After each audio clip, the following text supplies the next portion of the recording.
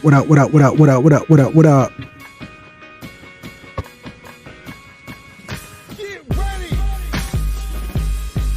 Yeah.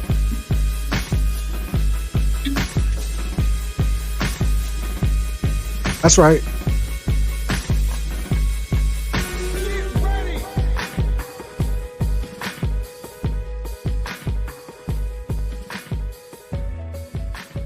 The M.O.I live show. Put some respect on his name. There he is. There he is. The minister's with us. That's just a logo of him. But no, let me put some respect on your name by acknowledging the first responders. I do the first three. The minister does. I don't know how many he does, but it's more than three. I know that. Number one in the building, Conscious Connect. Yay, let's get into it. My notifications are set. Number two, well, we're not doing three. Next in line is True King. He says, peace, family, with the ashe on the end of that piece. That's what I like to see. The fifth house. I recognize the profile picture, but that may be a new name. Either way, I'm glad to have you. Yay, made the live. Divine love, broski. conscious connect. We're not gonna do you 2 times. You cheating. Robert Johnson out there in the D. What up though? I see you. Cherie Reed L out there in the D as well. What up though? I see you. She says grand rising disciples. Family, when you're dealing with a disciple, the disciple is the etymology of the word discipline. The word discipline comes from the word disciple. So when you discipline your children, that doesn't mean beat them, that means teach them. Just throw out a little tidbit. Liam, many blessings. Absolutely. Coach Gang, yes, sir. Um, she said, change my name, laugh out loud. Student of astrology. I see you. I see you. I see you. Well received. The minister should be in maybe 15 minutes just to let all of the disciples know he will be here shortly. So um, I was going to get right into it while we wait for him and kind of maybe just catch him up like we did last night. I wanted to ask the listening audience if you have no, if you have not, if you've not seen this PowerPoint, press 000. If you have not seen this PowerPoint, if you have, then you know it is what it is. But if you have not, press 0. And while I wait for you to give your answer, okay, True King. I'm surprised, True King. I thought because he usually taps in for everything. But anyway,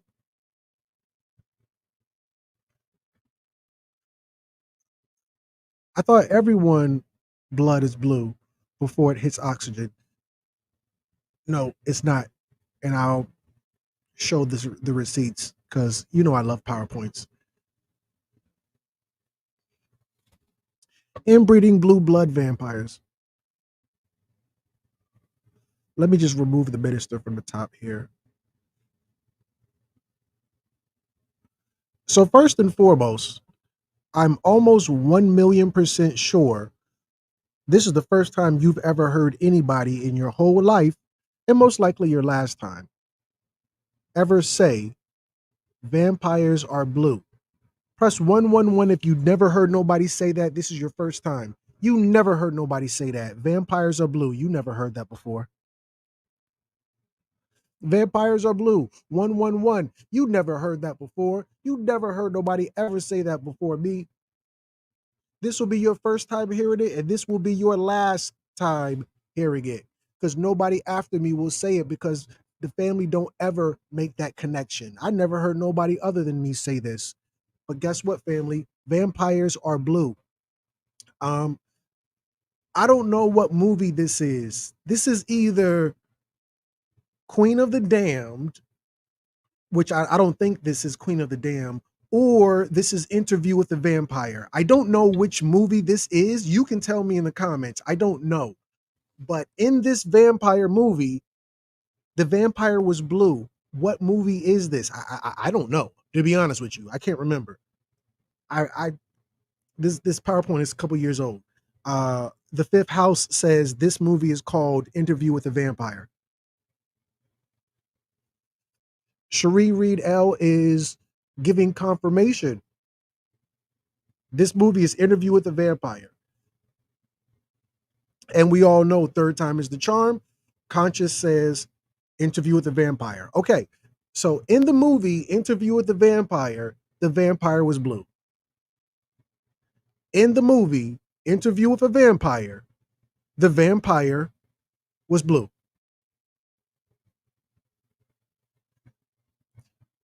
Morbius. Morbius is a not protagonist, an antagonist. Morbius is an antagonist in the Spider-Man series from the comics to the cartoon. I think Morbius even got his own movie last year, maybe. I'm not sure. Which is neither here nor there. My point is, obviously, Morbius, as you can see, is blue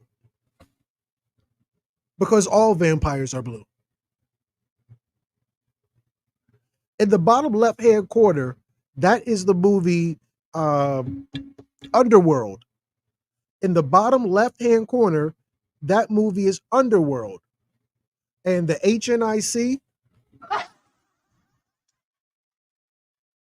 okay, not the HNIC. HNIC stands for head nigga in charge. He's not. He's the head vampire in charge. But in the movie Underworld, the head vampire was blue. Not only was he the head, he was the original vampire. He's blue. There was a book inked by or authored by Stephen Jenkins called A Vampire Dystopian Thriller, Blue Skin. I don't know what movie that picture in the top left-hand corner comes from. There's a picture in the top left-hand corner of a blue vampire, but I can't remember where I got that from. Somebody in the listening audience has seen that movie. I don't know what the movie is. You got to tell me, what movie is that the vampire, the blue vampire in the top left-hand corner comes from? This comes from a movie. I know it does. I got it from a movie. I just can't remember what movie it is. But that whatever the movie is respectfully neither here nor there. The reality is, in the movie, the vampire's blue.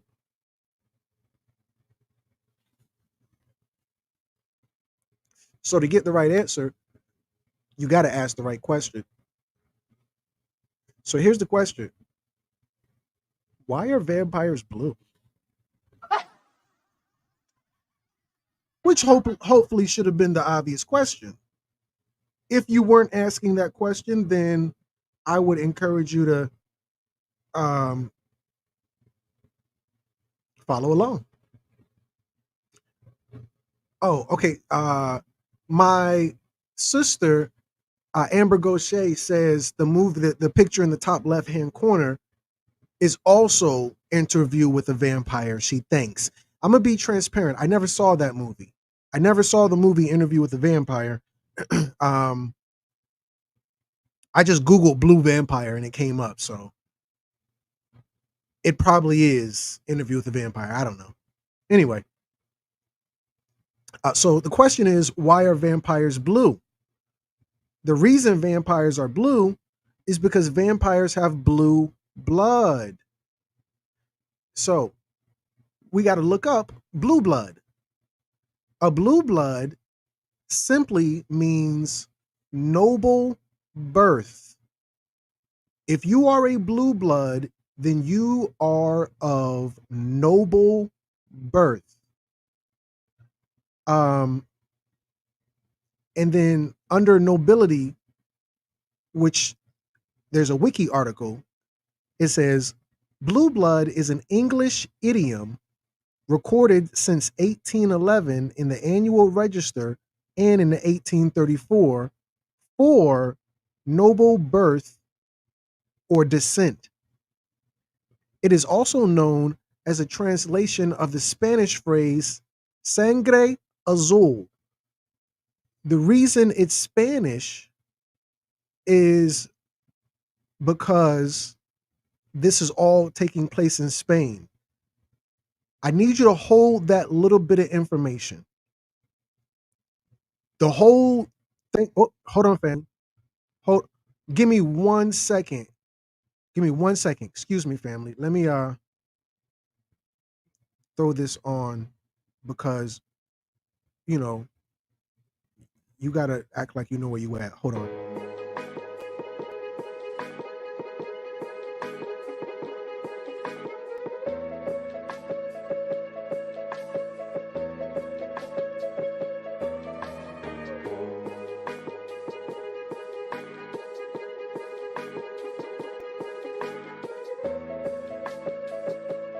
Introducing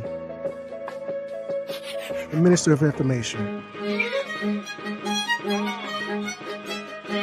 Peace and light, good brother. What's good, family? Tapping in once again. Hey, listen, I'm just here for support.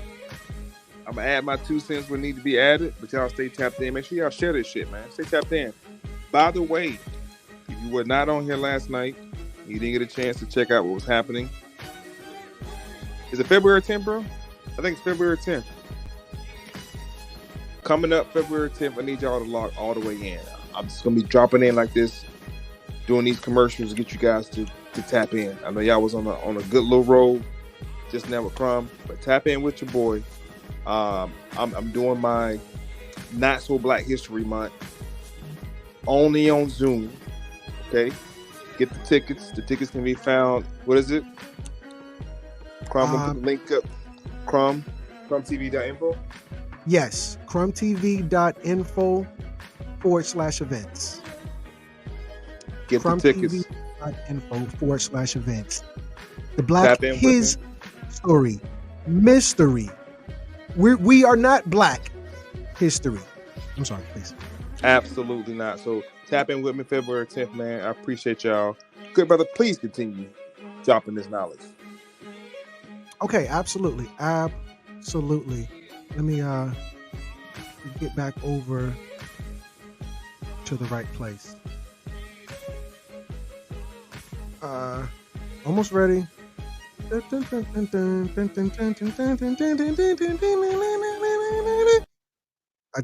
I do like that.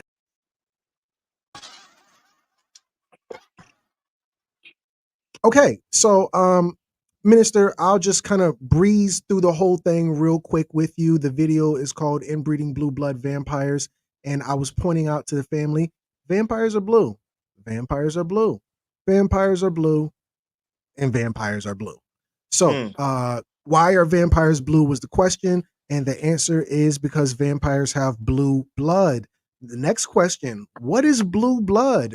Blue blood is a noun meaning noble birth. A person of noble birth is called a blue blood. I pulled up the Wikipedia article titled Nobility, and it reads, blue blood is an English idiom recorded since 1811 in the Annual Register and in 1834 for noble birth or descent. It is also known as a translation of the original Spanish phrase, sangre azul.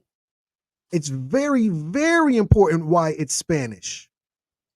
Because sangre azul, which described the Spanish royal family and high nobility who claimed, this is what they claimed, the blue bloods in Spain.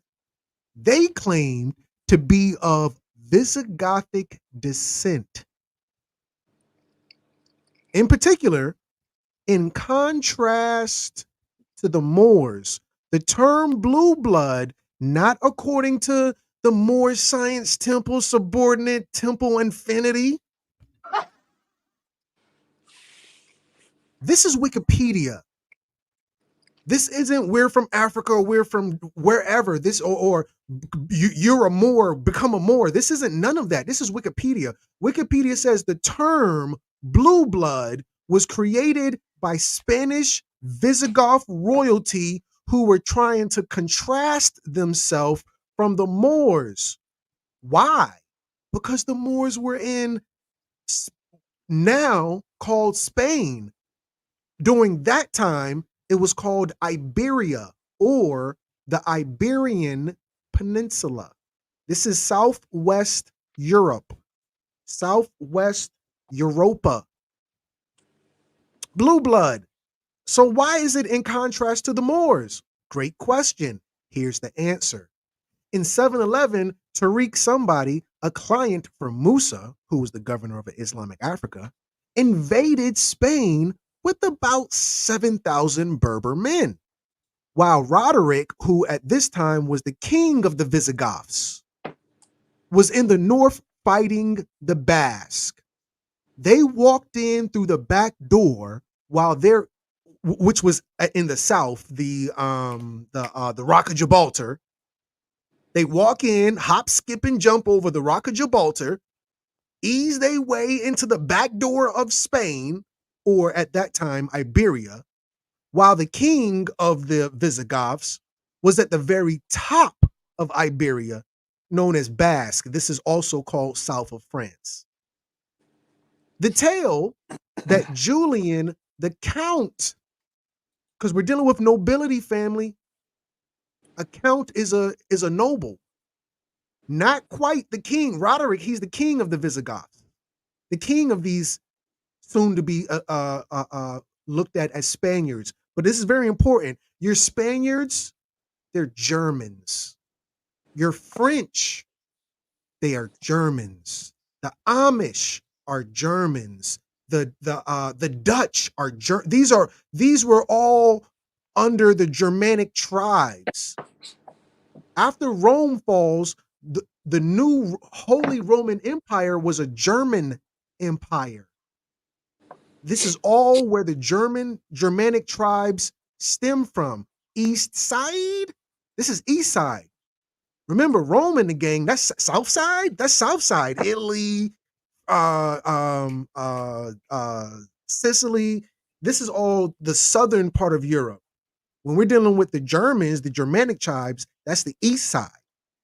So now Spain and what was now in Portugal, which was originally Iberia, that's the southwest. This is all the geography of Europe. Anyway, so Julian, who is a noble, I'm sorry, excuse me, he's a count, he's a noble, facilitated the invasion. One of their German Visigoth Spanish white boys went down to Africa and talks to Tariq. He says, "Hey, you can invade Spain if you want, or Iberia. You can invade Iberia if you want, and won't nobody be there to stop you." So now, why? Question: why did Julian stab his king in the back?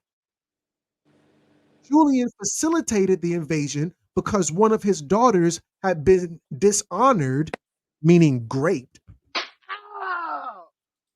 because these are Visigoths, these are Germans, these are brutes, these are uh berserkers. They're wild boys. These wild boys. These these Germans are a problem. They're vandals. They're very, they'll get butt naked and start fighting. So the brute, the beast comes out of Roderick, the king, who I guess feels he can do whatever he wants to do. And he goes and grapes the daughter of one of the nobility. And he's the king. Julian has nobody to say, you know, I want to file a formal complaint with the government. He can't do that. So the next best thing is to go down south, find the perfect opportunity, and call the enemies in. So that's what he does. Hey, listen, I'm a German nobility. I'm coming down here. My daughter was raped by the king, and the king is off now with his guard down, and you can just walk in and take his shit if you want. So the Moors walked in. The Moors didn't invade on some conquering.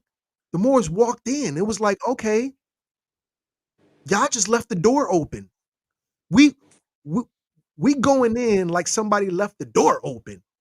By late July, I'm sorry, excuse me. Yeah, by late July, a battle took place and Roderick was betrayed by his troops. So the nobles at the very top have turned their back on you on behalf of the Moors. These are the Germans, the Visigoths, the Spaniards. Now, the army, they say, yeah, we're gonna side with the Moors. This isn't a war. The Moors don't come in and wage war. The Moors come in and the white boy rolled out the red carpet. When the Moors walked in, the white boy said,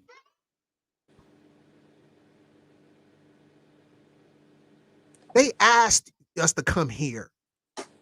We didn't come here on some global conquesting spirit conquistadors. We came in because we were invited. Hey, you want to have our mansion? Sure, I'll take it. The Muslims then took much of southern Spain with little resistance and went on to capture Toledo, where they executed several Visigothic nobles. So once they came in and Roderick and the gang finally figured out what was going on, the Moors had so much white backing that the few who did resist were swiftly put to rest. This is very important when you're dealing with blue bloods. This is very important because these are white boys that are sleeping. Hey, listen, have my daughter. I'm tired of Roderick. I'm tired of these Visigoth Germans. I want a new zaddy. The idiom blue blood originates from the ancient and medieval societies of Europe and distinguishes an upper class whose superficial veins appeared through blue. I'm sorry. Hold on. Let me put my thing back on. I just realized it's not on. Inbreeding blue blood vampires, because that's what we're talking about tonight. Uh, whose superficial veins appeared blue through their untanned skin, uh, which was distinguished from a working class of the time. The latter, the working class, the latter consisted mainly of agricultural peasants who spent most of their time working outdoors and thus had tanned skin through which superficial veins appear less prominent. Remember, vampires don't go outside in the sun. What are you talking about? Vampires don't go outside in the sun. What are you talking about? Oh, well, the upper class, they were pale. Right. Because they had no business outside in the sun toiling. That's for you. That's for the lower class to be out in the sun toiling. The upper class, who is very vampiric, don't go in the sun. For what? Moving on. Robert Lacey. Now, you may or may not know who Robert Lacey is. So let me just share screen real quick.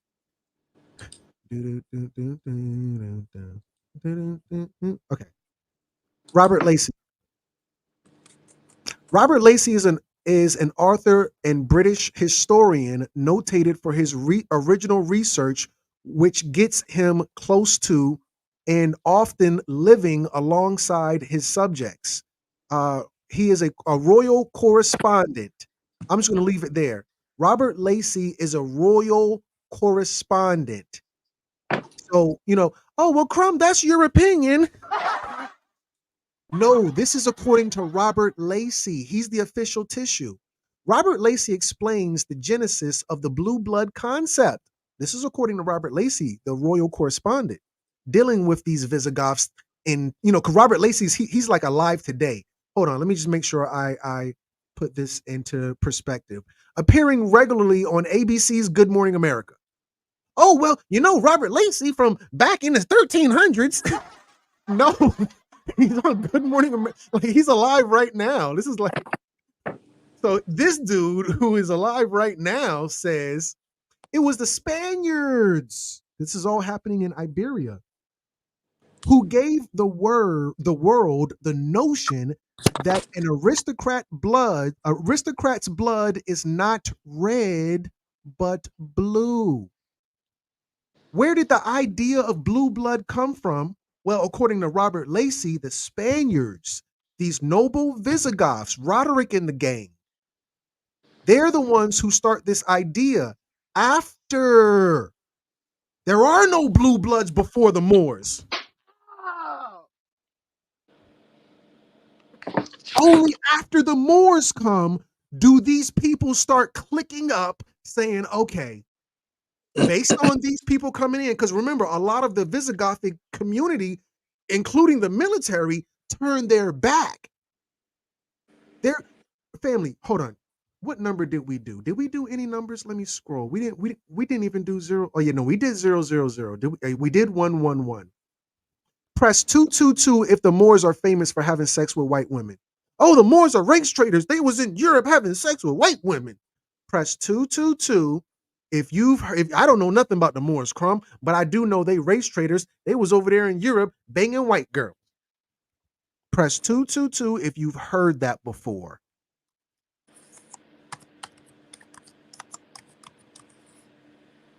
Okay, so the family's tapping in. I just want to give a special shout out to my good brother Carleaf.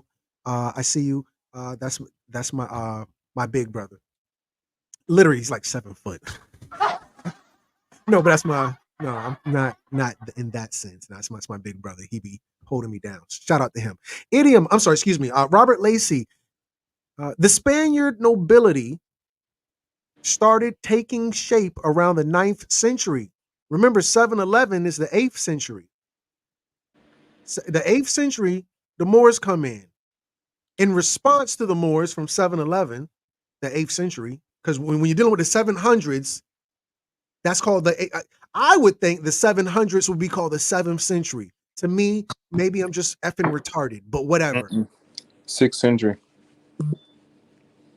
I'm sorry? No, I was saying that it's a year behind. Oh, it's a year behind. Well, 100 year behind. Yeah. So if it's the 7th century, that's the 600s. Okay. So on Yeah. and so forth. Yeah, yeah.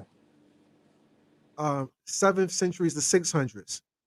So the 700s is what century? 6th century.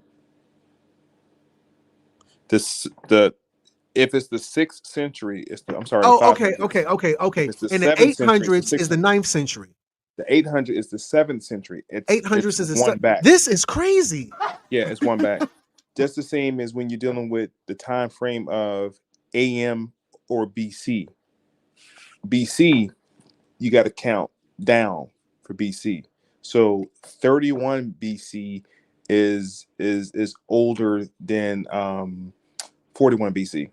Wow. Because you count down in BC time. Yeah, but anyway, yeah. I do want to point out to the family why the good brother is dealing with the terminology of Moors. You have to understand the term Moor was called an exonym.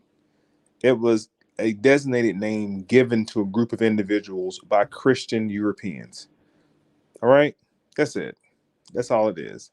And there were different spectrum of Moors. I'm doing air quotes, right? You had different spectrum. You had European Moors who were white as a paper sack. Yeah, white Moors. When it comes to color, because it wasn't about race category. That's an American thing. You can go overseas right now. They won't like race is stupid to the rest of the world. Okay, race was a constructed construct. So when they say that the Moors, first thing comes out here are these black Arab looking people with turbans in the head. No, the Moors actually white as well. So I just want to point that out as we're going through this dialogue, and we're going to get to people called the Ceylon Moors, CEYLON Moors. These was another group. You had the Indian Moors. You had the Sierra Lincoln Moors. You had the Belgian Muslim. Like it was groups of individuals, and they were pale. If you actually go to Google and you put in the word Moors, the picture they're going to show you are not the people they be showing you on these Moors, whatever, on what you be seeing. But yeah, just want to point that out. Yeah, I looked up Moors, and the white boy came up. Yeah. Okay. Now the Moors who became Christians were known as Moriscos. Right. And what Brother Crom is referring to right now with the Blue Bloods were actually lineage from the House of Castile. If any of you guys are familiar with the with the Indica Terra Cavina, which was issued by Pope Clarence or Clements, I'm sorry, there's Pope Clarence, Pope Clements, but Pope Clements' issue was called Indica Terra Cavina, which the House of Castile, which are the Blue Bloods, joined with the House of Aragon. And our good sister, because she was a sister, okay, because you had King Ferdinand and Queen Isabel, I'm sorry, who was a sister. Here you go. Thanks, bro. I should tip you, man. I appreciate that. Do you have the pin? Yeah, sorry. My bad, bro. That's all right. 4639. Thank you. But we have to look into the House of Castile and the House of Aragon. So when you talk about Blue Bloods, the Blue Bloods came out of the House of Castile because they want to differentiate themselves from the House of Aragon. And these houses are house nobility class houses. And as Crom was saying, family, when we talk about these individuals in Spain at this point during the occupation, we're definitely talking about Visigoths and Vandals. Vandals was another dramatic tribe that was with them as well. The Visigoths and the Vandals, that sect of individuals, they used to be like the Marine Corps for the Roman Empire. They patrolled the out borders of the Roman Empire to keep individuals away from coming into the Empire of Rome. So once the Roman Empire fell, that's when they began to go out throughout Europe, causing havoc. And their cousins, because you have the Visigoths and the Vandals, their cousin group was known as the Vandals. I'm sorry, the Vandals, the Ostrogoths, the Visigoths, the Vandals, and the Ostrogoths.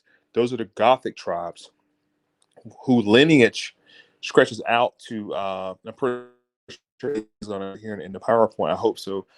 Dealing with Count Dracula and his lineage. So just want to add that 2 cents in that, family. You guys, make sure you guys are definitely taking it serious and taking notes.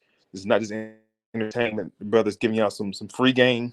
And this year we're going to be more intentional with the teaching and the lectures. So I want to jump in and just add 2 cents to it. Please continue, though, bro. Absolutely. That's all wise, right, and exact. The Spanish nobility started taking shape around the 9th century in the classic military fashion, occupying land as warriors on horseback. Now, remember, they weren't doing horseback until this time period. Where did they get the idea to militarize on horseback? That's the question. Answer. If you look at that picture of the Moors invade Spain, it's usually always this picture. And the Moors came in with their nobility on horseback. The idea of nobility riding horseback came from them. These people never did that prior to this. None of their nobility, going back to any of the Visigoths, the Ostrogoths, the Vandals, you can't find them doing anything on horseback until the Moors came in on horseback. This is according to Robert Lacey. Good Morning America.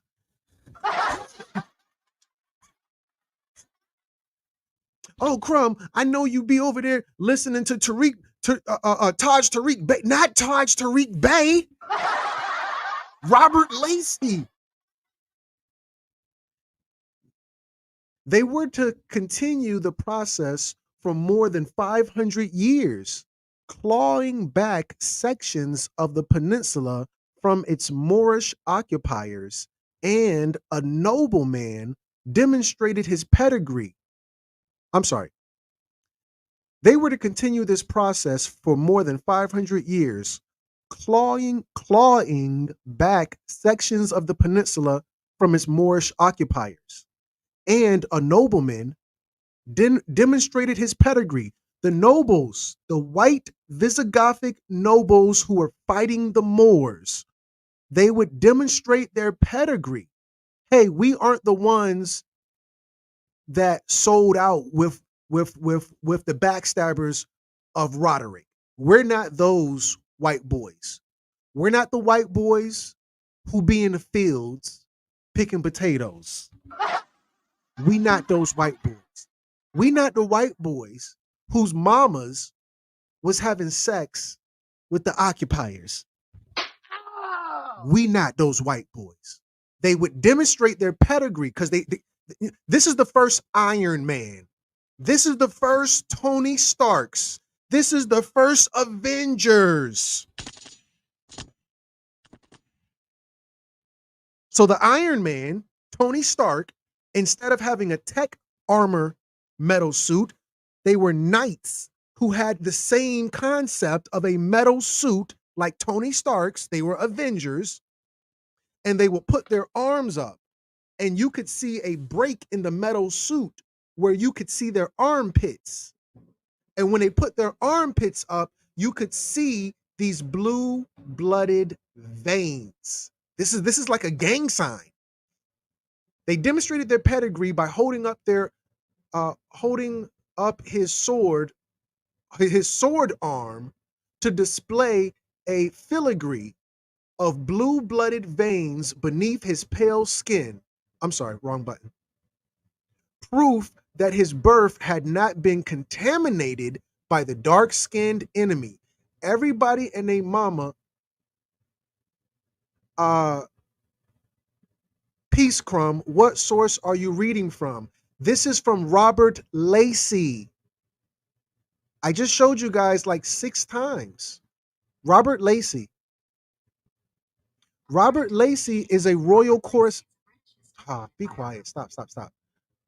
Robert Lacey is a British historian noted for his original research. Robert Lacey is also a royal correspondent appearing regularly on ABC's Good Morning America. I've said this at least 3 times, family. This is according to Robert Lacey.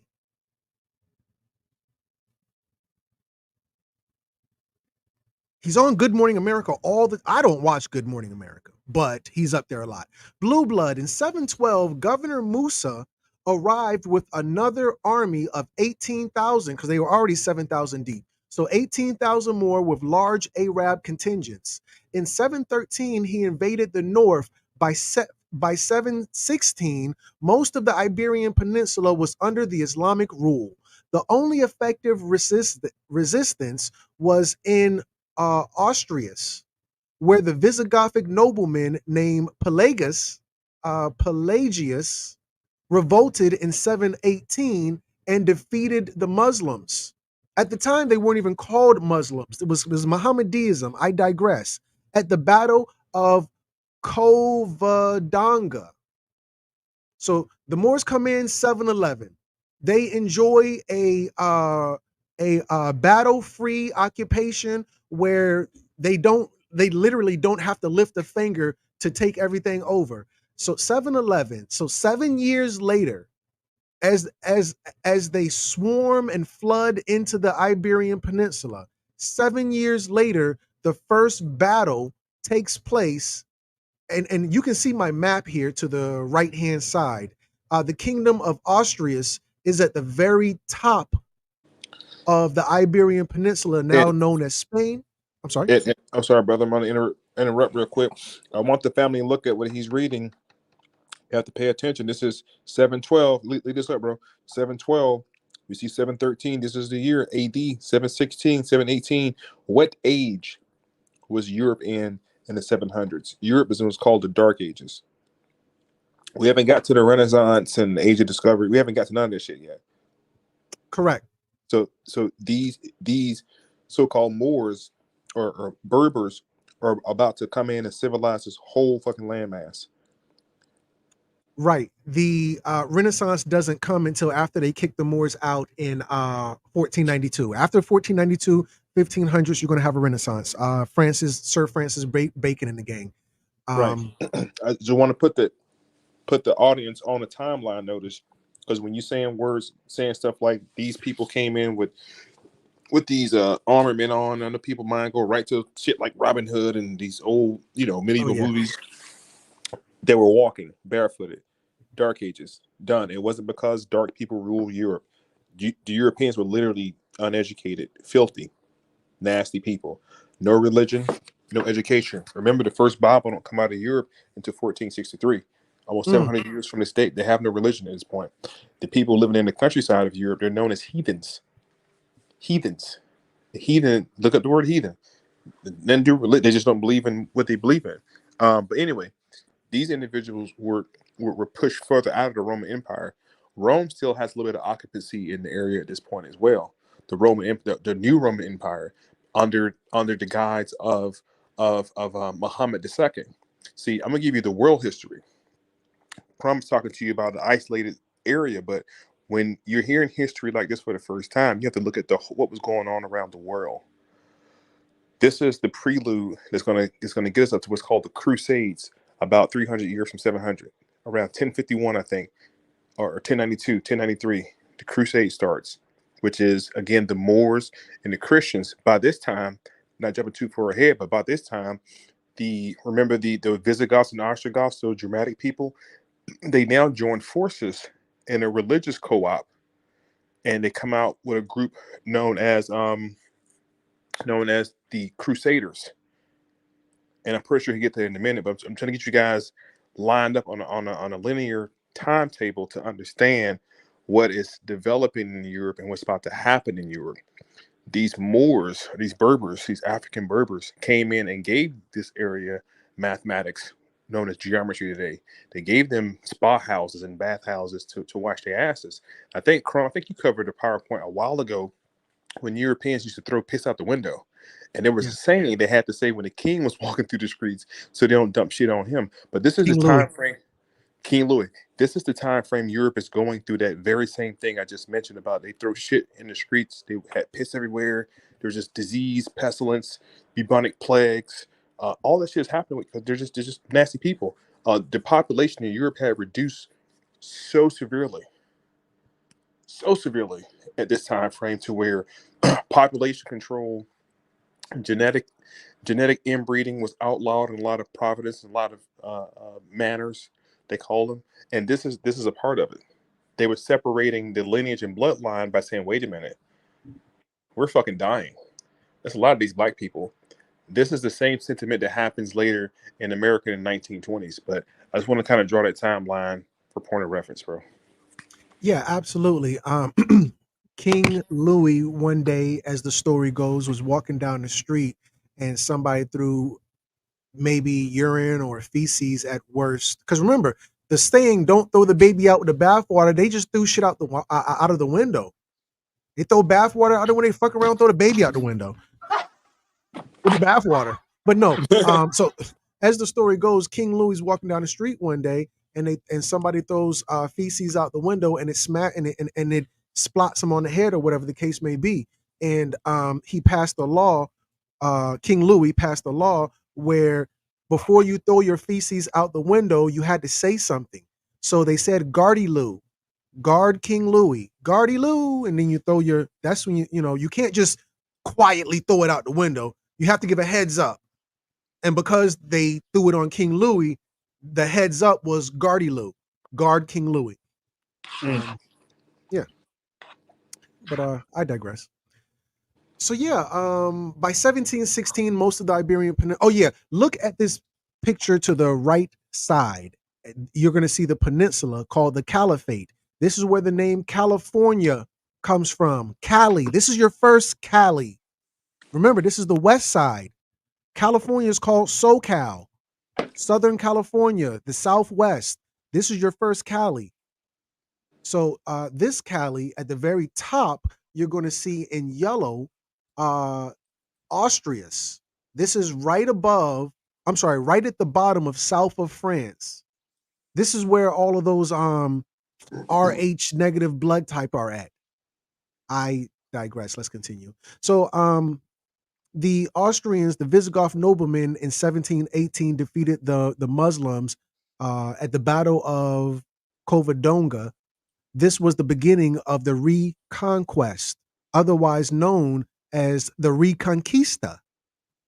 The population of the mountain region consisted of native Austrians, Galatians, Cantabri, Basque, and other groups unassimilated into Hispano-Gothic society. These were people in the mountains, the mountainous region of Spain, because the white boys, they're, from the Caucasus Mountains. I digress. Catholic monarchs of Spain. Remember, at this time, there is no Spain. Catholic monarchs refer to Queen Isabella I of Castile and King Ferdinand II of Aragon, whose marriage and joint rule marked the de facto unification of Spain. When these two kingdoms married into each other, that was technically the birth of Spain. Now, here's the problem. They were second cousins. Remember, the name of this video is Inbreeding Blue Blood Vampires. So we've already established that they're very pale. We've already established that. The next thing we need to establish is that they're inbreeding. They were second cousins. This is on record. Being both descended from John the First of Castile to remove the obstacles that this consanguinity, consanguinity, I want to look it up now, would otherwise have posed to their marriage under canon law. They were given a papal dispensation by Sixtus IV. They married on October 19th, 1469. Isabella was 18 and Ferdinand was 17. It is generally accepted by most scholars that the unification of Spain can essentially be traced back to their marriage. They also played a major role in European colonization of the Americas because the people under them, the minister and I aren't going to be able to talk about freely until we do a private Zoom. The people who were under them at the time, who were, let's say, hold on, where's the, let me just, oh, no, it should be over here. It should be over here. Give me just a second. I want to find the flyer is what I'm looking for to let everybody, here it is. When M.O.I and I are not bound by community standards, we can go in on the other player. I don't want you to think it's just a bunch of white boys and girls and a bunch of Moors. Jewish people are an integral part of this story. We're not going to talk about them now because of community standards. Not that we're going to say anything bad otherwise, but all they got to look up, bro. All they got to go research is go research the Spanish Inquisition.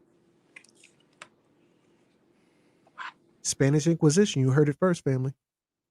So yeah, this is why we want to, put these things out there in terms of this event, because we can give you the whole story without any concern for blowback from the powers that be on YouTube.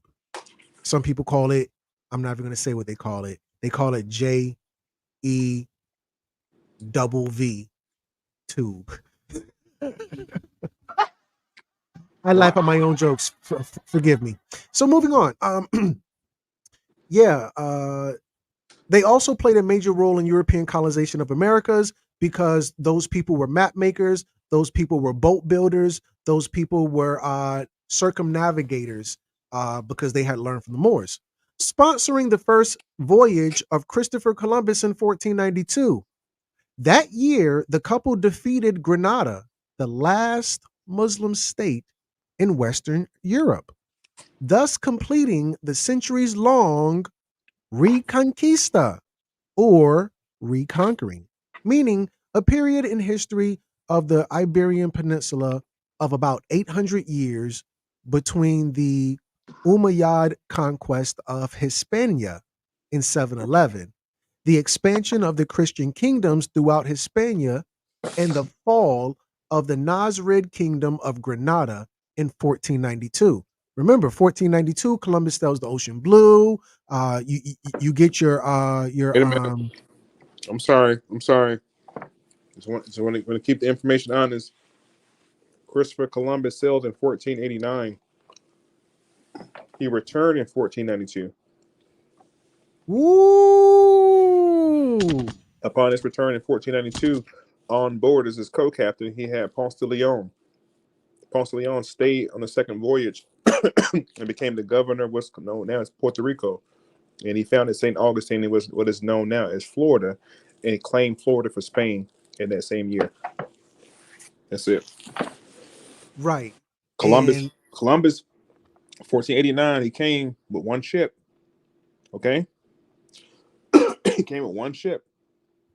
And he came back. He didn't make it back to Spain. It's a small island outside of Spain he made it back to, and sent a carrier to send word with a gold bangle to Queen Elizabeth. And because of what you're explaining right now about the conquest of the conquistadors, or what is known later as Christendom, or the spread of Christendom, or the Crusades is what it really is. It's the precursor for the Crusades, but because this happened, Columbus sent back a gold bangle supposedly to Queen Elizabeth, and Spain just now took over the entire what's known as the Spanish Armada, which is the biggest naval fleet on the planet at that point. And she gave Colombo 5 ships to go back. The Nenta, the Pinta, the Santa Maria, them ships. Right. I was gonna put that out to the family now. 1489 was the first voyage, 92 was the return. Teach. They never told us that in school. Because, we had the little rhyme, 1492, Columbus sailed the ocean blue. And that's just kind of how they kept it, never any other details beyond that. But Minister, we are approaching the hour. I'll go for a little longer. I just wanted to put some respect on your name by acknowledging the Cash App. Today is the 9th. We did the 7th. We did the 8th. I say it's only right we do the 9th. If you want to continue supporting this marathon that we're doing every night, it seems like, well, it is, then definitely show your support by throwing $9 into the collection plate family. That's Cash App, # Chef J Ponder. Cash App, # Chef J Ponder. $9 is what, whatever's on your heart, family. There is no price tag, obviously, but But if you it know is, what though? please, You know what though, bro? please. And in good spirit, what I want to do is now I'm going to open my Cash App right now, and I want to give a shout out. There we go. Okay, Nicole, thank you, Nicole. She said for wisdom, $8. I appreciate you, sister. And Miss Heather Bell, $7. Thank you so much. I appreciate y'all so much. So, just want to give them sisters their flowers. I believe that women are some of our biggest supporters as so-called Black men. Women will support us as long as we do something positive, because especially a woman of God, because a woman, I already know that her place is beside a good working man. Any man that puts forth the work and does the work. Sisters, I appreciate y'all. Brothers, I see y'all too. Appreciate y'all. Brothers are sometimes a little bit reluctant to give, and that's okay. And I'm not begging. We're not begging for anything at all. Just a small contribution. If you go to college, you'll pay them, and you still don't learn shit. So definitely, if you feel like you get some jewels tonight, and it's only feel like if you've been blessed tonight with information and knowledge you did not know of, that's all we're asking. It's just the cycle of love in the universe. Pay it forward; it'll come back to you. Appreciate you. Absolutely. Also, family, darn well, you'll put that money into marijuana. Yeah, You buying you Ace for you 35. I don't see the value within what y'all doing, but I see the value within hen dog. Right. So let's just I'm not saying don't buy your little marijuana, don't drink your little liquor, do whatever you do, but that there are things that are not as valuable in your life as these type of things are, and you fully finance those. So throw $1 in the pot, family. Tighten all the way up. Tighten up. So yeah, with that said, family, also you don't have to do a monetary pledge of support. You can always do a um, internet pledge of support by hitting that like button, family. Hit the like button. I don't know how many likes we have, but whatever amount we have, let's add 25 to that. Whatever the amount we have, let's add 25 to that. So whatever we've got, 25 people, smash that like button. It's free. It takes a second. It works for the algorithm. Heather Bell, hold on. Heather Bell just dropped some more coins in the pocket. Heather Bell, listen, I appreciate you, sis. I appreciate you. I know you've been rocking with the network for a minute. You know what I'm saying? Hold on. It's somebody else just dropped a donation too. In here. Get them their flowers. Henderson. It just says Henderson, thank you, appreciate it. Miss Heather Bell said, it's for the blue blood class. Appreciate, thanks, sis. Nothing but love. Appreciate y'all, man. Just want to give you your flowers and recognize the two people that gave. Appreciate y'all. Absolutely. Salute to the family. We are grateful. So now that we've taken our little commercial break, I say we continue. Is that okay, Minister? Please. Okay, so this is where am I at? Granada. The year the couple defeated Granada, the last Muslim state in Western Europe, thus completing the centuries long. I think I read that whole thing. Let me just double check. 800 years expansion, Christian kingdom, Hispania. Yep, I read the whole thing. The Granada War. I hear a lot of Moors and I would say lazy researchers, lazy scholars. They'll talk about the Battle of Granada on a very high level and never go beyond simply mentioning it. Context is king, and a lot of people fail to deliver.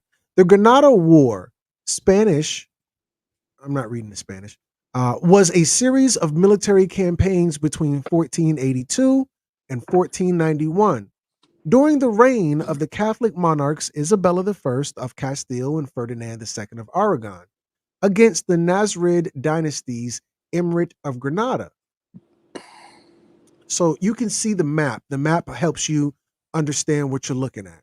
So this is the end of the Reconquista after they've taken damn near everything over. So this is where the Moors, everything in green, the Moors took over. That little bit of yellow at the top, and of course, not France. Everything in green the Moors took except that little, well, they took everything. And then the first thing they lost was that yellow at the top because that was a mountainous area, and then white boys is good in the mountains. After the marriage and at the end of the Reconquista, the stuff in the middle, the yellow, that's Castile's empire, or kingdom rather, and the red is Aragon.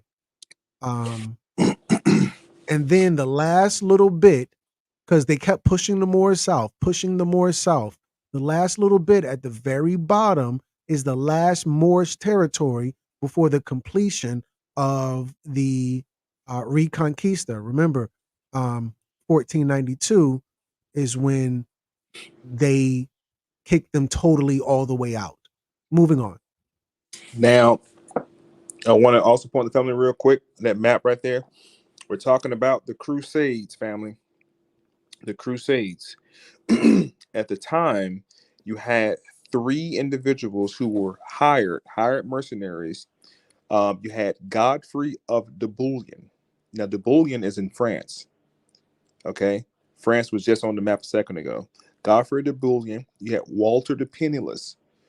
Okay, and you had Peter the Hermit. These individuals were out of Spain, was known as Italy, and were out of France. They got together to help push the what they call Mohammedans. They weren't called Muslims yet. They were called Mohammedans, to push the Moors or Mohammedans back down into Africa.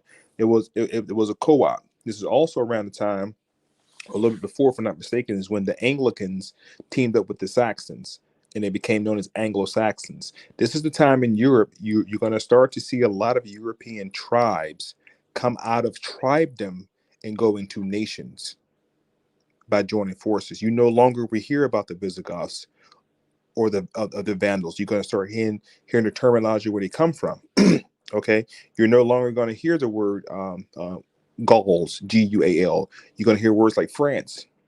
You're not going to hear any other terminology. Pits, Jutes, Kurds. All those tribal names begin to go away in Europe, and you start to see nation building in Europe for the first time. Just want to point that out. Wow, absolutely incredible. Okay. Joanna the First. She was born 1479. So this is a little bit before the Granada War. Anyway, historically known as Joanna the Mad. She's Spanish. Well, she's German by heritage, Spanish because she's there right now. She's in Spain. but she's a German. All of them are Germans, damn near. But anyway, Joanna, historically known as Joanna the Mad, was Queen of Castile and Queen of Aragon. Modern Spain evolved from the union of these two kingdoms. So now, if I'm reading this right, after these two, the yellow and the red, got married. When I say yellow and red, I'm talking about these two, Castile and Aragon. After Castile and Aragon, who on the map represent yellow and red, got married, they had her. This is the daughter of that union. Modern Spain evolved from the union of these two kingdoms. She was married by arrangement to Philip the Handsome, Archduke of Austria, the House of Habsburg. On the 20th of October, well, here, let me read it right. On the 20th day of the 8th month, no, October is the 10th month. On the 20th day of the 10th month of the 1496th century, on the 20th of October 1496, Joanna became the heir presumptive to the crowns of Castile and Aragon. When her mother, Queen Isabella I of Castile, died in 1504, because I think the daddy died first, then the mama, Joanna became Queen of Castile. Her father, King Ferdinand II of Aragon, okay, the mama died first and the daddy's still alive, proclaimed himself governor and administrator of Castile. So Isabella and Ferdinand get married. They have a baby. Isabella dies. Ferdinand becomes basically the overseer, and his daughter is the official queen. In 1506, and she's married to Philip the Handsome. In 1506, Archduke Philip became king of Castile because he married their daughter, initiating the rule of Habsburg in the Spanish kingdoms. Now, Habsburg is another German family. There are more German white people than any other type of white people on the face of the earth. What is the root word of German? Let's continue on while you give me that answer in the comments. Initiating the rule of Habsburg in the Spanish kingdoms, and died that same year. Despite being the ruling queen of Castile, Joanne had little effect on national policy during her reign, as she was declared insane and imprisoned in the royal convent of Santa Clara in Tordesillas under the orders of her father, King Ferdinand, who ruled as regent because she's supposed to be the queen, but she's batshit crazy. So the daddy says, I'm just going to keep on being king until his death in 1516, when she inherited the kingdom as well. So now your mama died, your daddy died, and now you have no choice but to be queen. From 1516, when her son Charles I ruled as king. So she is the ruler until her son becomes the king. He's old enough to rule. She was nominally co-monarch. So she still has a submissive position. She's not a full ruler, but she's just under her son, but remained in prison until her death. So even her son didn't let her out of prison. Trick, everybody said you crazy. Joanna's death resulted in the union of Spain and Germany. Remember, her husband, Habsburg, was a German. So she married him because remember, her mama and daddy were the red and the yellow. The red and the yellow come together. That's her mama and daddy. She marries a guy from Germany. So now this yellow and red now click up with Germany.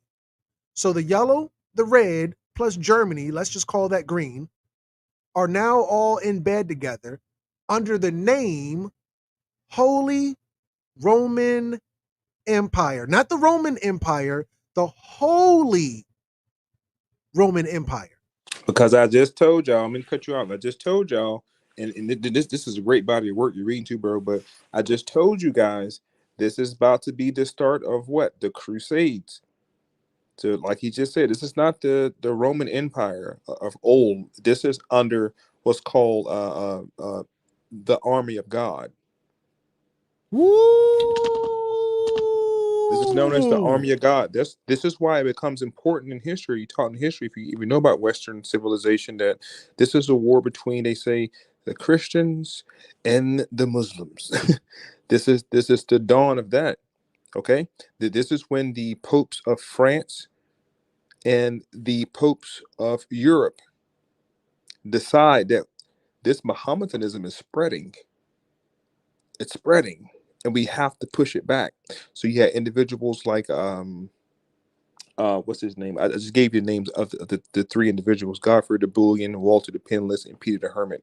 Those three were involved. But you had other people like Solomon ben Isaac and other Lombards. If you look up Lombards, because everything you're reading right now, you mentioned everything but the Lombards. These are different regional families who are deciding to come together throughout Europe to get rid of these Negroes. This was the first unification of Europeans, displaying what we know now as gentrification. So now her mama and daddy get married and they birth her. She marries a German dude. They give birth to a son. And now he has unified Spain and Germany, and his name is King Charles. And King Charles, remember, King Charles' grandmama and grandpapa, Isabella and Ferdinand, were second cousins. Their daughter, because they were so fucking close in marriage, was off kilter from the jump. Why was she crazy? Because the inbreeding was taking effect. Her grandmama and granddaddy, they had to respond to the Moors having sex with everybody. They weren't inbreeding because they wanted to. They were trying to protect the bloodline from the Moors. Her mama and daddy, they go to war with the Moors. The Moors come in. A bunch of the Germans, the Spanish Germans, they're not called Germans at this time. They're called Visigoths. They're having sex with the Moors. So the ones that fought the Moors, which is only a little small group at the very top in yellow, the way they represented being pure blood was by putting up their arms, and you could see the white, because they were only having sex with the royal family, who was all pale because they've been sitting in the castle all goddamn day, or they're wearing iron if they were outside in the sun. So now they have a daughter because they're inbred and they're super light, and she's off kilter mentally. She has a son who is now the unification between Spain and Germany. So this is the map of what her son, Charles V, the Germanic emperor. This is Charles V is the emperor of the Holy Roman Empire. What's the difference between an emperor? Hold on. Let me see if I can put my Jeopardy music on real quick, Minister. Do you mind? Please, I want to hear this. Okay. Where are we at? How do I find it? Brand. What is the? Oh, I didn't. Let me take this off real quick. Sorry. What is the difference? Okay, here's the question. What is the difference between a kingdom and an empire? Go.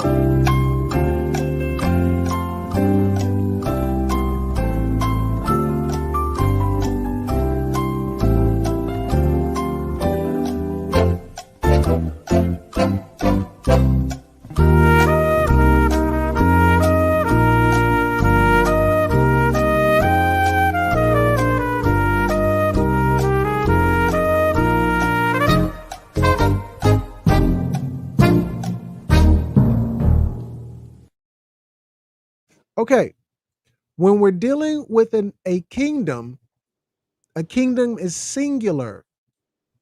If you have more than one kingdom, now you have an empire. Kingdom is one plot of land. You're a king.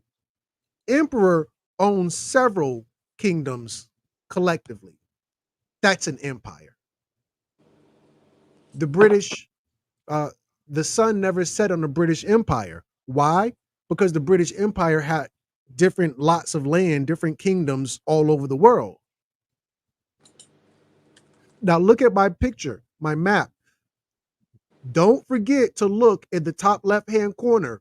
This empire is not just Spain. It's not just Germany. It's not just Italy. Look in the top left-hand corner. Remember, Christopher Columbus, this is before King Charles. Christopher Columbus already went to America. Look in the top left-hand corner. Their kingdom spanned to North, Central, and South America. There's 3 Americas, not 1. What year was this? Let me go back. 1519. Germanic Emperor, King Charles V.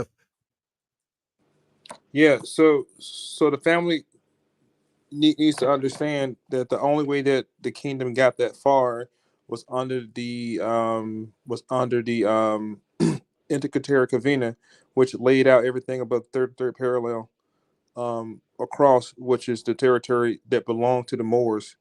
That territory you're seeing right there belonged to the Moors over in America, and that's the place that that Spain in the first exploration, De Soto and Cortez, Magellan, all the motherfuckers went right to the same area because this area already belonged to the Moors.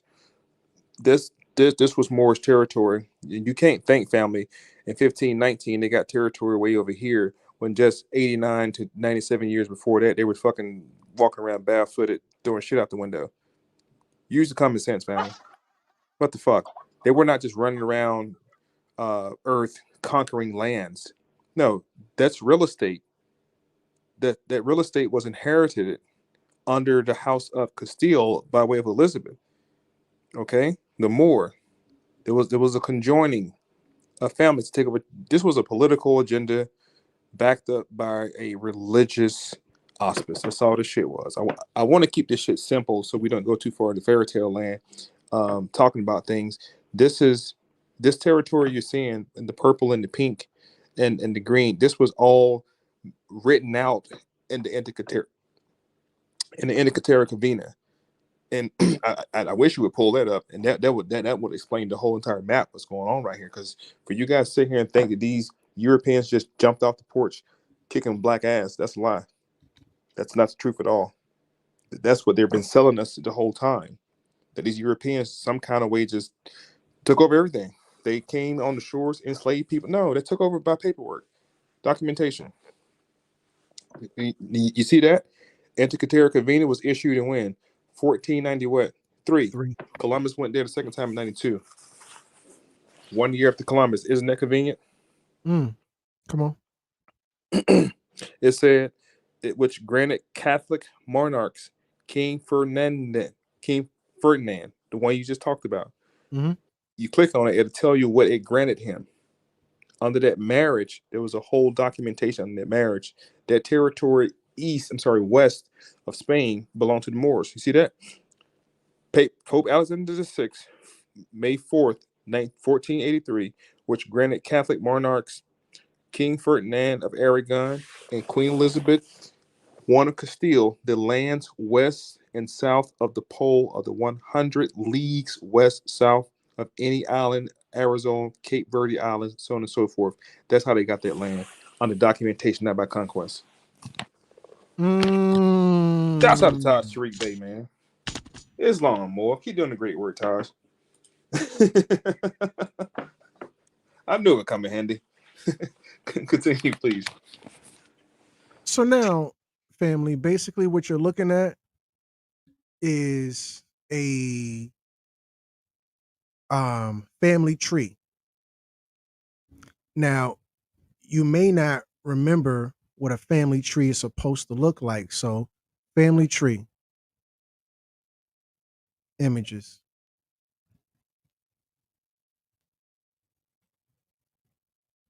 What if I told you family trees don't crisscross?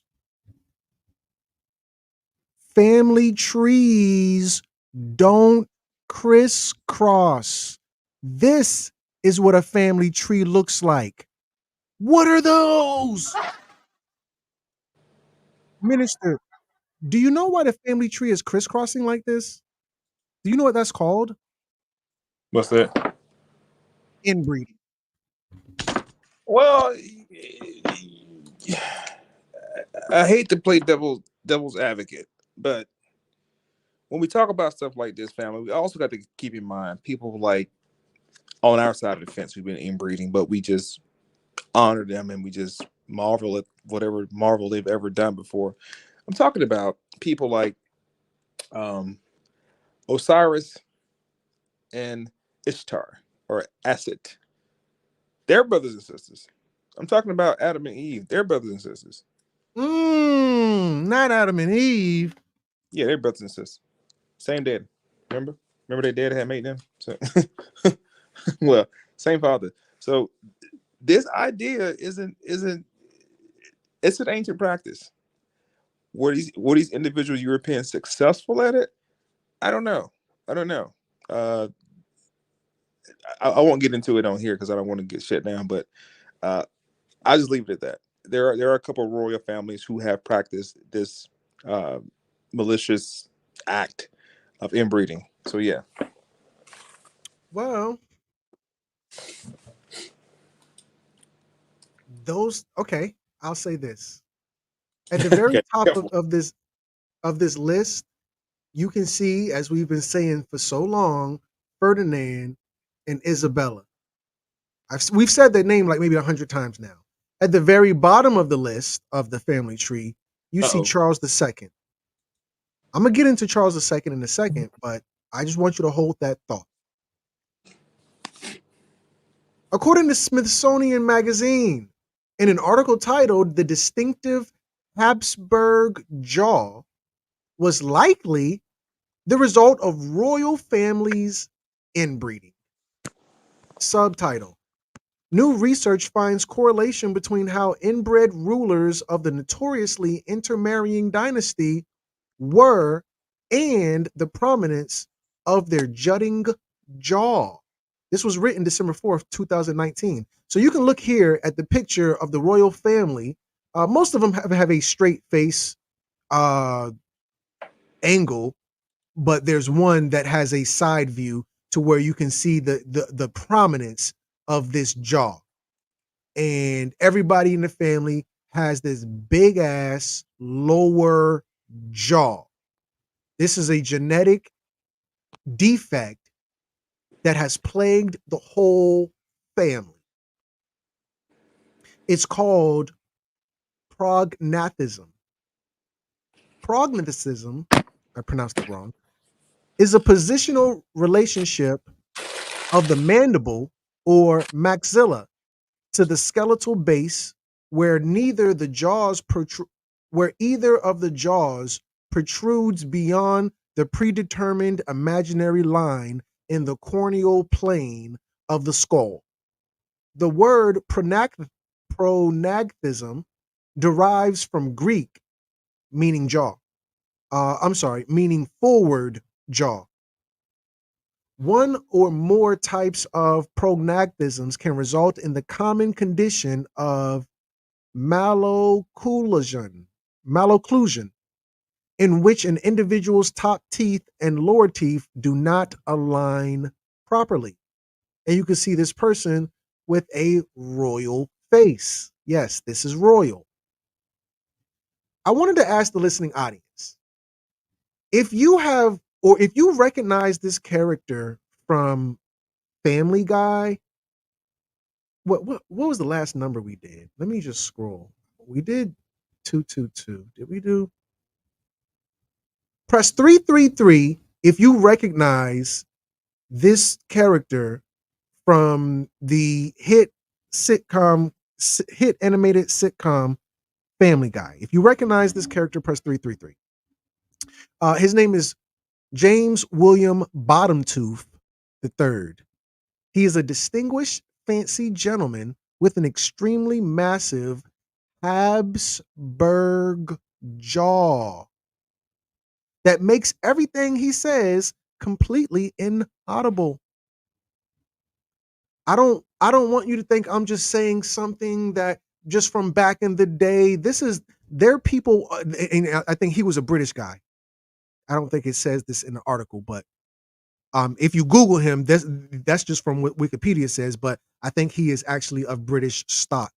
But he has this genetic defect that you're going to see within the royal family due to excessive inbreeding. First, it's Castile and Ferdinand, who are second cousins. Then their daughter, who was batshit crazy, marries a Habsburg, and the Habsburg, because we already know Ferdinand and Castile have genetic defects through their daughter. Now we're going to see the Germans come in, and the Germans have a whole new set of genetic defects. The Germans, their genetic defect is the Habsburg jaw.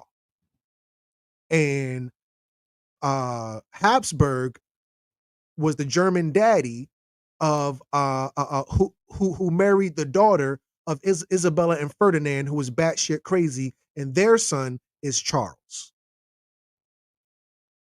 Now, moving on.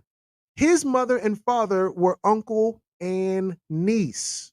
Let's go back to my my thing. At the very top is Ferdinand and Isabel. At the very bottom, it's Charles. Okay, I think the minister had to get out of here. His son is Charles. I'm sorry. The last one in the bloodline is Charles II. So let's look at Charles II, because this is where we get into the whole vampire thing. When Charles II of Spain died, the autopsy stated that his body did not contain a single drop of blood. So, follow me. We already know he's pale, because that's his family thing from Isabella and Ferdinand. We already know he's pale. We already know he doesn't go out into the sun. We already know these things. We've already determined these things. Now we know that he don't got a single, their family, they don't have blood in their body. Their family does not have blood in their body. They're pale, like a vampire.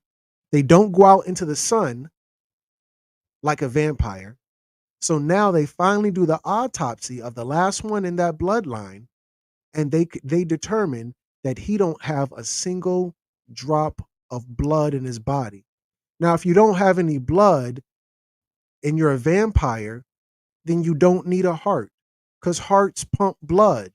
And if you don't have any blood, then you don't need a heart. So in the bloodline, they're pale. They don't go out into the sun. They don't have any blood. And also, his heart was the size of a peppercorn. Let me just see how big a peppercorn is. Peppercorn. So it looks to me as if a peppercorn is pretty small. I think if you ground up a peppercorn, it actually makes pepper. I think we can get an idea right here how small peppercorn is. They said in his official autopsy that his heart was the size of a peppercorn. That's the official autopsy. His heart was the size of a peppercorn. His lungs corroded. He's a vampire. Vampires don't have blood. So vampires don't have hearts. Vampires don't need lungs. His intestines were rotten and gangrene, because vampires don't need intestine and things like that, because all they do to survive is consume blood. He had a single testicle that was black as coal. How do vampires make more vampires? They bite you. They don't have sex with you. So vampires don't have testicles. His official autopsy said he didn't have a blood, he didn't have a heart, he didn't have intestines, he didn't have testicles, and his head was full of water. And his head was full of water. Let me just Google this just to make sure that I'm not saying some crazy ish to the family. This is King Charles II of Spain.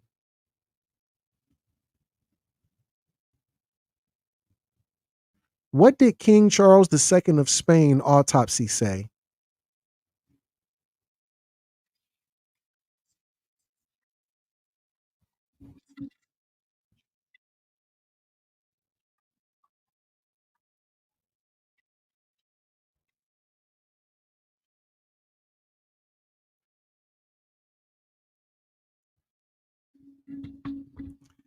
I don't know if y'all could hear that or not. Could y'all hear what that white girl said? It was a computer, but it was a white girl voice. We all know that. Could y'all hear what that white girl said? Y'all couldn't hear that, could y'all? No, you couldn't hear it. Okay, sorry. Sorry about that. Please forgive me.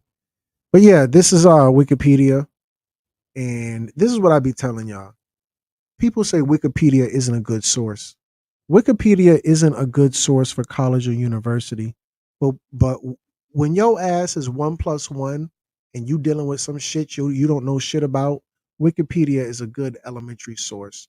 And if we ever take the time to humble ourselves, we operate at a fifth grade level. We operate at an elementary level. So I think cats be really feeling themselves when they say Wikipedia isn't a good source, because the official sources that are higher than Wikipedia, niggas can't even understand the fucking language. These words too big, Crumb. Right. So take your remedial ass over to Wikipedia where the words ain't so big, okay? Anyway, according to Wikipedia, King Charles II of Spain, the autopsy records says his heart was the size of a peppercorn, his lungs corroded, his intestine rotten and gangrenous. He had a single testicle, black as coal, and his head was full of water. I don't want you to think that when I put these things in my PowerPoint that I'm just saying stuff. It's all wise, right, exact. This is the picture to the right, to the far right. It says Carlos II, El Hechizado, and the blurb reads, on the 6th of November, 1661, or on the 6th day of the 11th month of the 1661 year. I know y'all think I'm being funny, but if you go to like Mexico, they don't do month, day, year. That shit don't even make no fucking sense. When your birthday? My birthday is July 16th, 1999. Why did you say July 1st? In a proper sequence, it's day, month, year, just like it would be second, minute, hour. Why do you say month, day, year? Nobody in the world does that except for Americans. It's day, month, year, not month, day, year. Because when you read it, this is how they originally read it. On the 6th day of the 11th month of the 1661st year. That's how you're supposed to say it, but we say it November 6, 1661. Anyway, on that day, Mariana gave birth to her last child, Charles, later known as El Hechizado, or meaning the bewitched. Remember, I told you he's a vampire. He's a vampire. He has no blood. He has no heart. He has no brain. He has no intestine. He has no testicles because he's a vampire. Crumb, you just want to be funny. No. They called him the Bewitched. This was his nickname. This is what all the people in the city, in the state, in the kingdom called him, in the empire. They called him the Bewitched because he was a vampire, in belief that his disabilities were caused by sorcery. The reason you don't got no blood is because you're a vampire. In his case, the so-called Habsburg jaw was so pronounced he spoke and ate with difficulty all his life. He did not learn to walk until he was 8 and never attended school. His death was expected from birth, but was short. I'm sorry, he was short, lame, epileptic, senile, and completely bald before 35, baffling Christendom by continuing to live. The question was, how did your ass live like this? How did you live like this? She says, this man was LD, I believe, because I don't think they use the term LD anymore. But when I was growing up, LD stood for learning disability. Um, yes, I would say so. Due to this is why he suffered the way he suffered, because that's the family tree. There's your family tree. And I respect the Minister of Information saying that a lot of people did the inbreeding thing. But if a lot of people really did the inbreeding thing, you couldn't get far, far. I think that was a song with Kanye featuring a game or game featuring Kanye. But anyway, well, the original song, I don't know what the original song was, but that's a sample that Kanye used in that song. You're not gonna get far doing that. I had looked at Horace. Horace didn't look like this. Oh, Horace was from inbreeding. Fine. Horace was from inbreeding, but Horace didn't look like this. I'm sorry. I didn't even mean to show y'all all of this. Horace didn't look like this. Anyway, moving on. Blue blood. Silver has one of the most powerful antibacterial properties of any substance naturally occurring. Silver, we're dealing with silver, family, has one of the most powerful antibacterial properties of any substance naturally occurring. Silver was a very pronounced way to portray wealth by royal families and went about to use it for many common items. Most pointed to this insight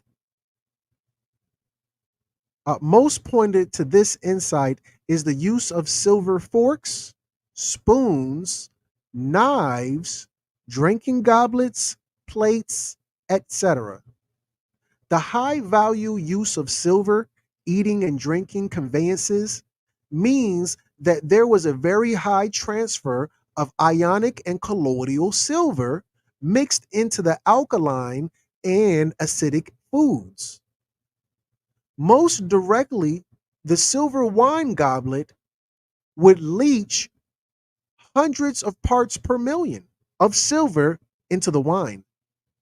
History shows that there was a great deal of silver wine goblets in use with the royal families. High consumption of silver actually allowed for very high resistance to bacterial infections. However, the very high levels of silver also caused argia, a condition that literally causes blue skin and rather pronounced blue veins and arteries. Let me see what the last number we did. We did press 444 if you didn't know that silver, I'm sorry, if you did know, I don't even know. God dang it. If you're happy and you know it, clap your hands. I don't know what I want you to know. But anyway, I was trying to accentuate the fact that silver turns your skin blue. and it turns your veins blue. Rich people who had it, it says Richie Rich. Well, it doesn't say that. But this is a picture of a little cartoon boy named Richie Rich. It says, be born with a silver spoon in one's mouth to be born in a rich family. You knew that having a silver spoon in your mouth indicated you were rich, but press 444 if you didn't know the silver spoon in your mouth had something to do with your blood being blue. Press 444 if you didn't realize that you press 444 if you knew that having a silver spoon in your mouth means that you're rich, but you didn't know it also meant that your veins were going to be extra blue. I'm gonna press it too. I knew, and I heard people say to have a silver spoon in your mouth means that you're born in a rich family. I didn't know to have that silver spoon in your mouth would make your veins blue. Well, I'm sorry, it would make your blood blue. I didn't know that. I didn't know that. I ain't gonna lie to nobody. I did not know that. Blue blood.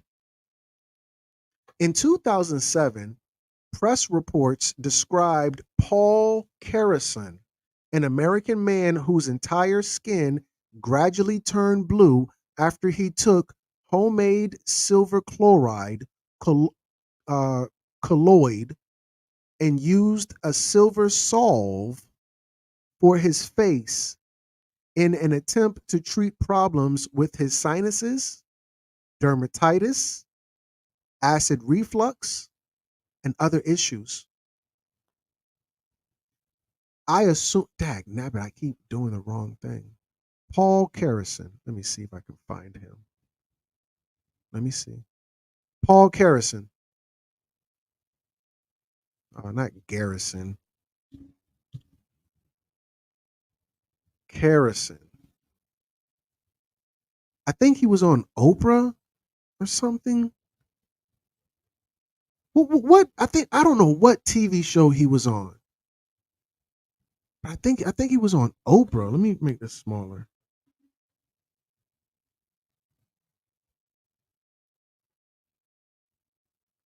But this is the dude who consumed a bunch of silver, and and his ass turned blue. Let me see if I can pull something up. This happened in real life.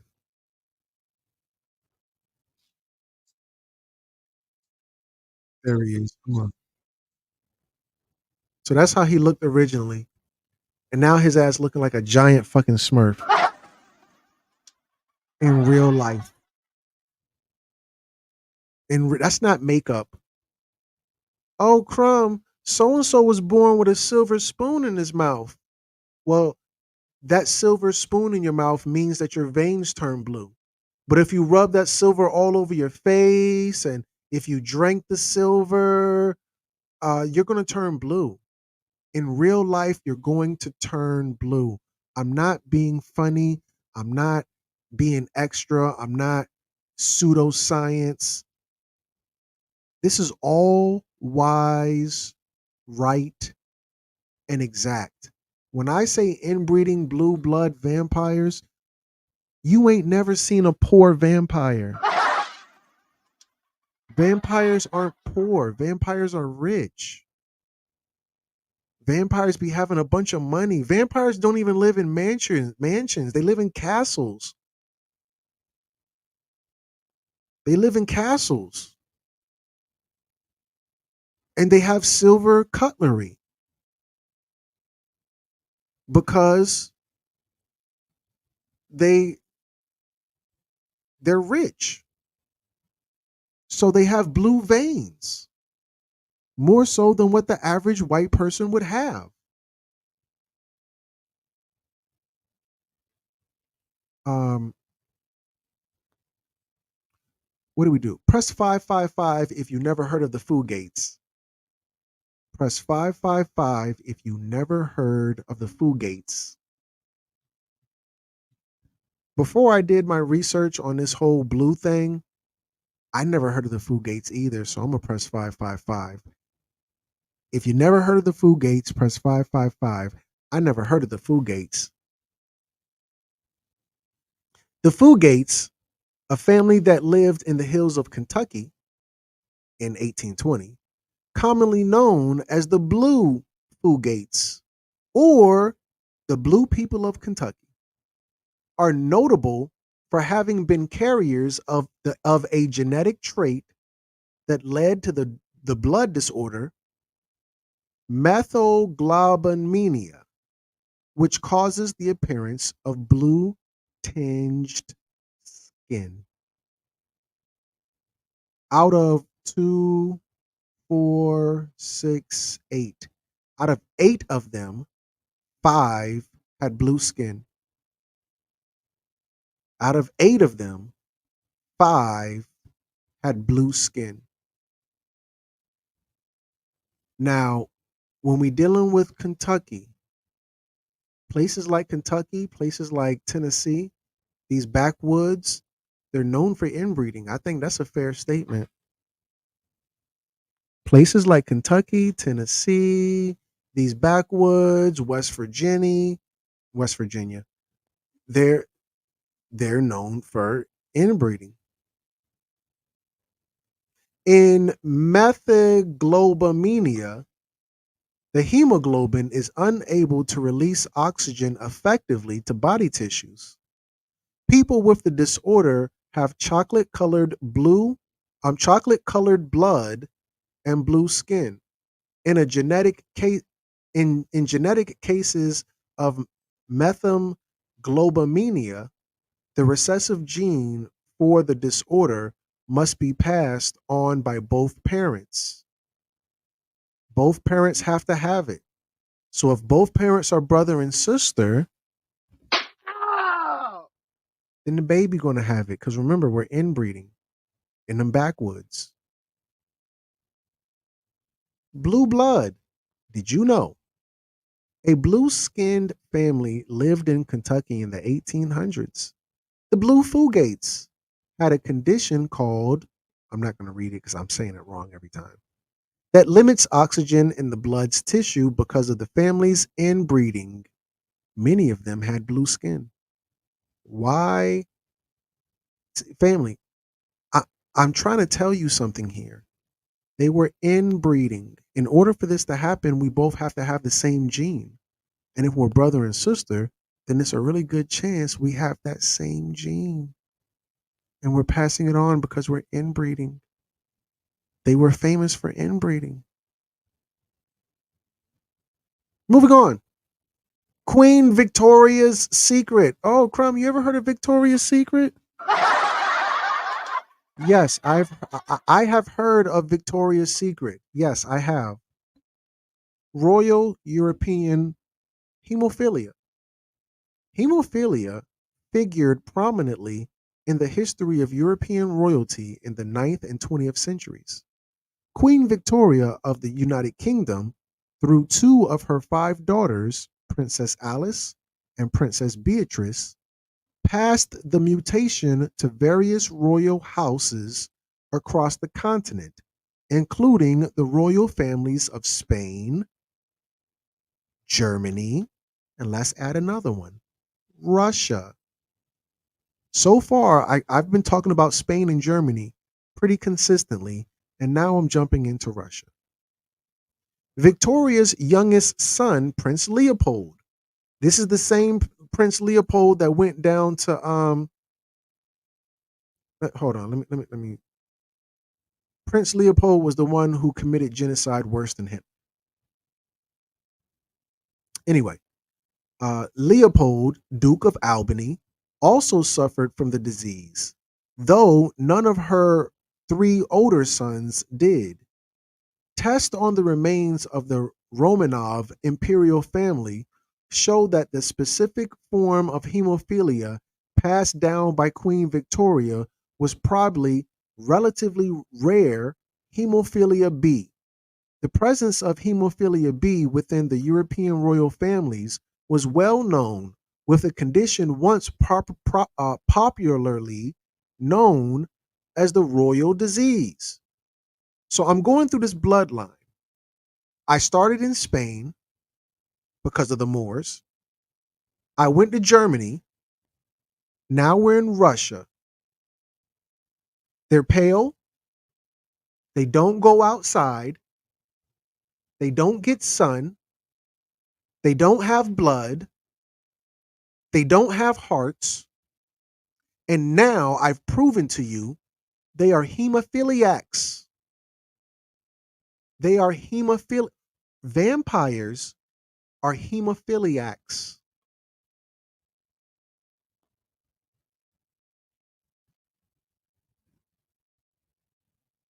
Are vampires hemophiliacs?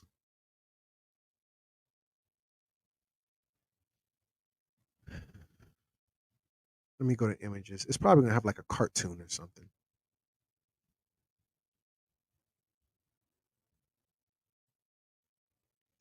But yeah, let me go.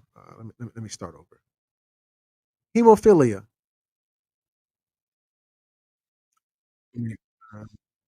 Hemophilia is usually inherited bleeding disorder in which blood does not clot properly. So the royal family has a problem with blood. That's very vampire of you. You've got a problem with blood. Victoria's bloodline appears to have been a spontaneous or de novo mutation, most likely inherited from one of her parents. And she is usually considered the source of the disease in modern cases of hemophilia among her descendants. Queen Victoria's father, Prince Edward, Duke of Kent, was not a hemophiliac. Shit go down and he start bleeding, the hemophiliacs need blood. I need a blood transplant. Well, how do you want us to give you the blood transplant? Just give me some blood and I'll drink it. But the mutation may have arisen as a germ line, because they're Germans, mutation within him. The rate of spontaneous mutation is known to increase within paternal age. Victoria's father was 51 at her birth. The probability of her mother having had a lover with hemophilia is minuscule, given the low life expectancy of 19th century hemophiliacs. Her mother, Victoria, Duchess of Kent, was not known to have a family history of the disease, although it is possible that she was a carrier. But among her children, only Victoria received the mutated copy. Her daddy was a vampire. Her ass is a vampire, and they need blood to survive. They need blood to survive. I'm not going to go through the bloodline, but there's a lot more to this. Let me see how much more. I'm on slide number. What slide am I on? Oh, here we go. Sorry, 28. How many slides? Oh yeah, I can do it like this. How many slides this thing got? This thing got 48 slides. So I was about halfway done. But listen, family, we now hit the 2 hour mark, and I don't go past the 2 hour mark. I don't go past the 2 hour mark. That's what I don't do.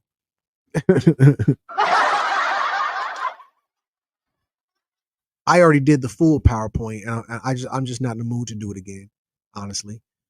But yeah, with that said, I wanted to go back and remind you, the Minister of Information. Let me change my background.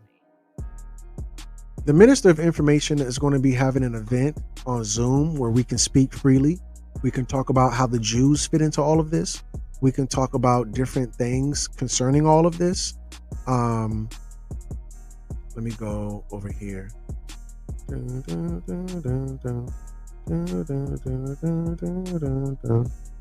Where is it at? Right here.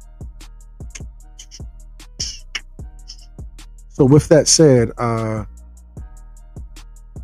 excuse me. You can go to crumbtv.info/events to get your tickets. And when we do the Zooms, they're like 3 hours. Cause M.O.I start talking, I start talking, you start talking, cause y'all talk too in the Zoom. We all talk in those Zoom meetings. So February 10th, get your tickets. Come join us on Zoom. It'll be 3 to 5 hours long. It can easily be 5 hours. So it's well worth the money. And M.O.I was mad at me because I dropped the price of the ticket so low. I probably shouldn't have priced the tickets that low, but it's all good, family. Tap all the way in. Get your tickets to the Black History Month, the Black Mystery Month, the White History Month.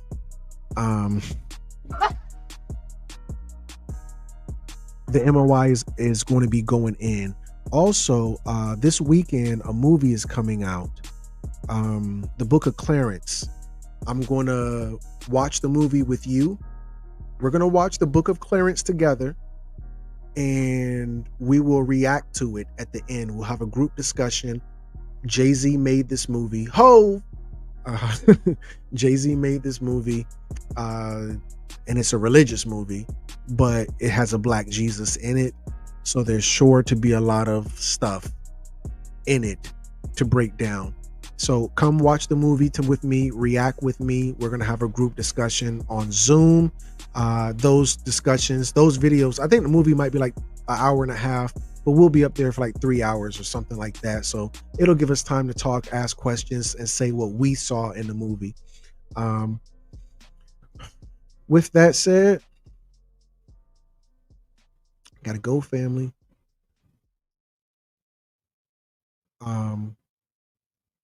Where is this thing at? Take this off. Take this off. Put this back on. All right, family. Hit the like button on your way out. And I want to leave you the exact same way I came to you. Family, you already know what it is. This is the M.O.I podcast.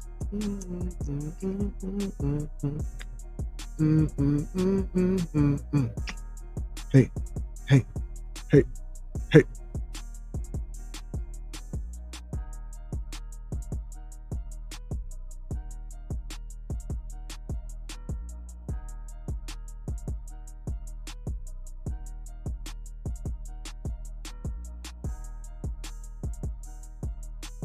Hit that like button on your way out. Brother and High Priest. 32nd degree Prince, High Priest of the Royal Art.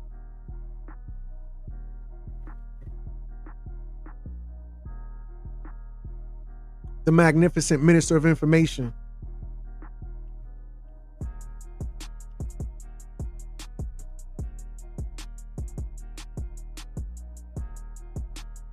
You already know what it is. Hit that subscribe button.